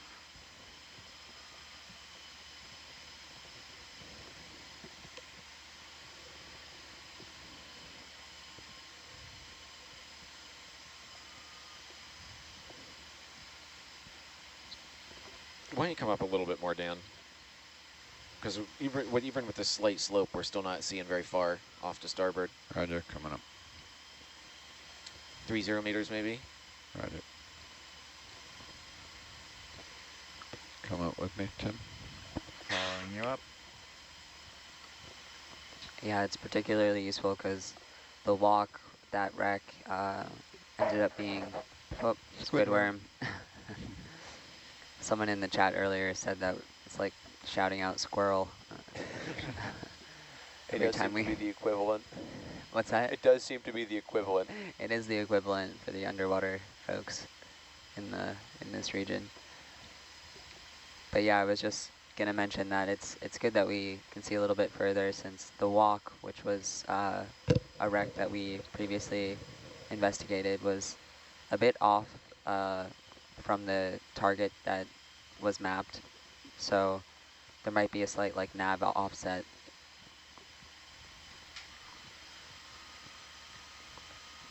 But with our kind of wider swath, we should be able to pick it up, even if it's a little bit off.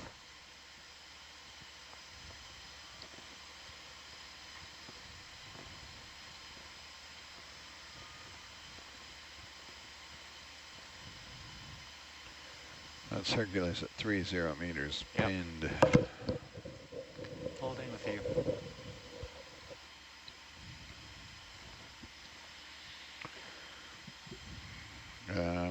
066 at the moment. Supposed to be, my set point I think was 085, wasn't that what you called? That's right. 085 dialed in. Although you're kind of drifted up. Now you're 085, that's fine. Yeah,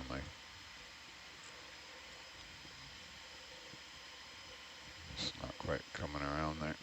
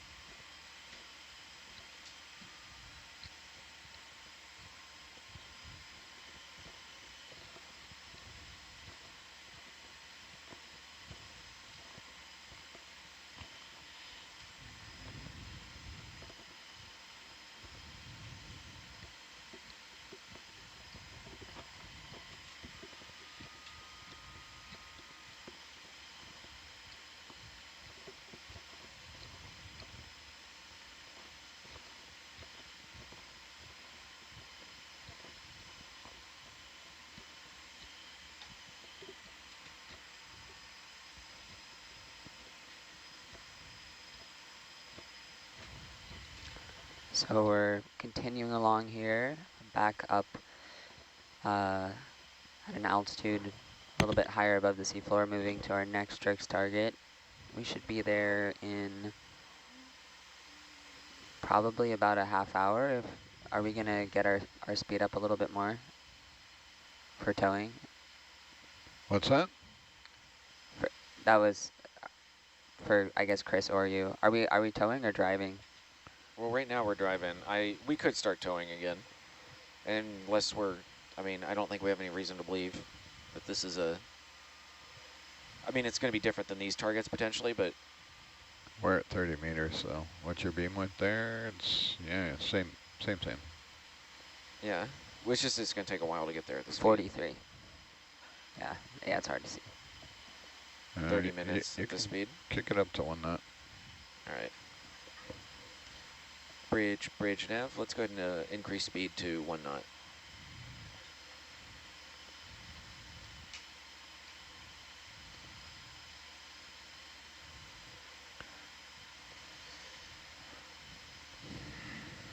You get your plot juggler working if you're bored. You're not that bored. Nah.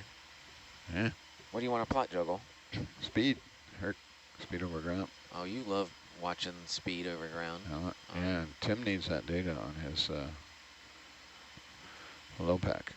If I That's unbreak my low pack, then it'll have that data. I hate it when you break your low pack. I'm always saying this. But what were we missing? I'm also curious about that. What'd you do to get it going? Nothing. I clicked go. Where?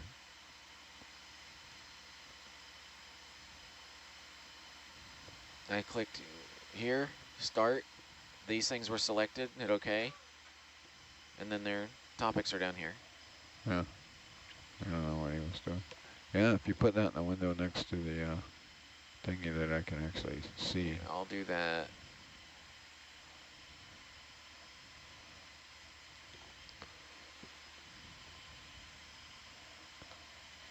He's plot juggling. So what we have displayed there is 2 squiggly lines. Chris, I just want to confirm that's fine to go out on satellite feed, right? Yeah, that's fine. Okay, cool. I assumed. I just want to make sure before. Are you sending that? Bleh, I can talk. Are you sending that out, Jacob? I am now. Whenever I see a new thing on Norbit, I take it down just out of safety, but it's back up now. Well, what am I looking at there, Chris? DVL speed in X and Y. X and Y. Is the DVL mounted 45 or something? I don't know. It is. So those speeds aren't going to be super helpful to you. No. All right, let me. I need a speed over ground. Well, that is your speed over ground. Tim needs a speed but over ground. But it's in a reference frame that's turned 45 degrees to the vehicle frame. Oh, that's not very because helpful. somebody decided it was a good idea to mount the DVL that way. That's kind of like my to-go goals. I get it. All right, I can give you this. I know you can because you've done it before.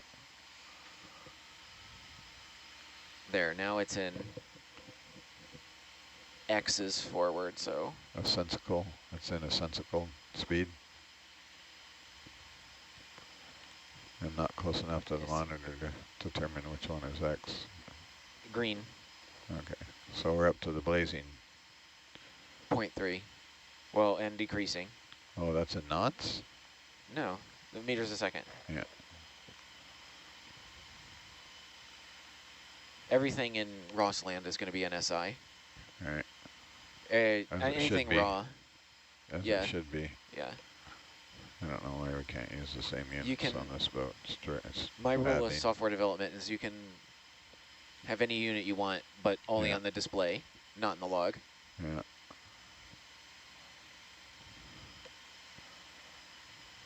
I think we like to have multiple units just so we have to keep our brains active and do mental math.